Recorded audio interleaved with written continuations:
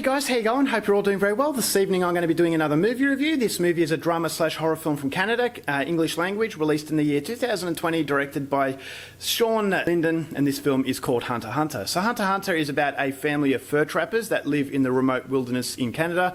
You've got civilization that's not very far away, but the father of this family believes that it's the family tradition to keep into this harsh way of living. It's been in the family for generations, and he's not going to change his way of thinking, even if his wife has concerns for the daughter because she believes this way of living is actually halting her development as an individual. But he says, no, this is the way we're going to be. We're very self-sufficient. We're going to hunt our own food. We're going to live the way that we want to live, and we're not going to be influenced by the outside world. But then you start to suspect that maybe this father has something else to hide. So their living seems to be loving enough, but that love is going to be put to the test when a wolf comes back to haunt them. Now, this wolf has been here before, but he's now very brazen, and so the father takes it upon himself to hunt it. But when he goes out to hunt, this in turn sets off a devastating set of events that threatens to destroy the family once and for all. So whether or not that's the case is something you're going to have to find out for yourself, because that's as far as I'm going with my synopsis. Now my thoughts on Hunter x Hunter. This is a very difficult film to review because there were elements that I absolutely loved. I will say that this is one of the best endings that you'll ever see. It's one of the most extreme endings that you'll ever see. So the movie has a little bit of hype surrounding that, and I will say that the hype is warranted. This is a film that made me feel numb after watching it. I haven't seen a movie this hard-hitting since an Irish movie called Savage that I reviewed many, many years ago.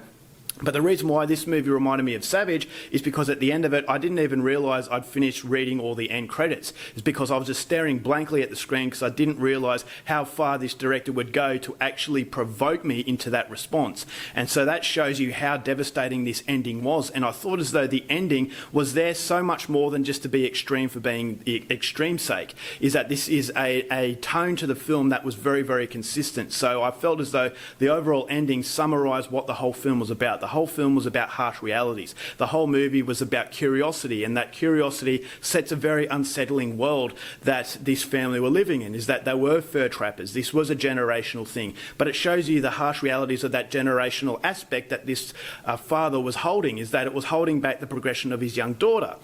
So on one hand, you could say that the father was selfish and stubborn, but on the other hand, he was trying to preserve what made him proud as a human being. So it was a lose-lose situation for this guy. And so on one hand, you could say he was the villain, but on the other hand, you could say it was a sympathetic quality. And underneath all of that stubbornness, I felt as though there was another motive for him staying in this wilderness and being afraid to go on the outside world. And that motive, that unknown motive, creates a lot of curiosity, and that curiosity in turn creates a lot of suspense. This is a very Alfred Hitchcockian suspenseful tale about this wolf that is terrorising this family. So on one hand, you have a traditional generic sort of thriller of man versus beast, but then you also have that underlying element that's very, very Hitchcockian, that's very uneasy, and that uneasy, harsh, matter-of-fact reality that the movie depicts, I thought was really emulated well through the atmosphere that was very, very isolating. The isolation creates a lot of claustrophobia, and that I thought as though the generation that they were living in was outdated.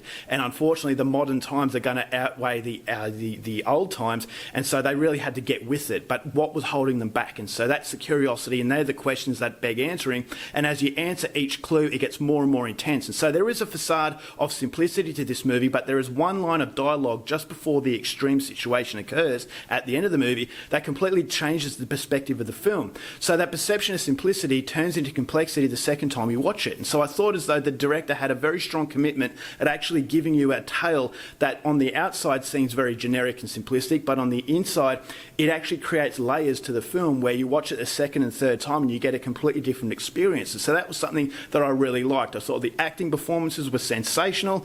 I thought as though the wife especially, her character, and as well as the young daughter and the husband, they all have something behind them that makes them very curious. And so as the movie starts to pan out, the second time you watch it, you get a different outlook onto each character. And so I thought that was very good. And there were moments, that twists and turns that I thought, okay, it led up to that pressure cooker ending, and that ending I thought was absolutely fantastic. So it's a very, very dark film, very suspenseful movie. I thought the wolf was great in the movie as well, but then it slowly dawns on you that maybe this movie isn't so much about the wolf as it is about something else that is about to creep up on you. So psychologically, it's incredibly tense. It's one of the grimmest films that you'll see. It's very brutal, both in its on-screen extremity and also the harsh environment. But then, as I said, it all feels as though it's there for a very deliberate purpose, and it's just one of these movies that doesn't come along very often. So it's a fantastic film. If I have an issue with the movie, it goes for 90 minutes.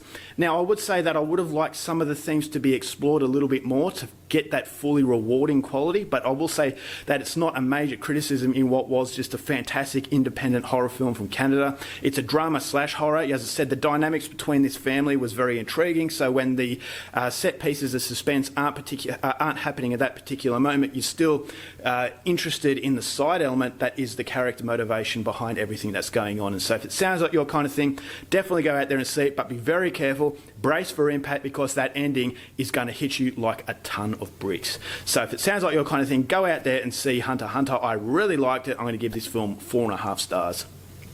Alright guys, that's it for my review. Hope you enjoyed it. Till next time, keep watching movies, and I'll see you later.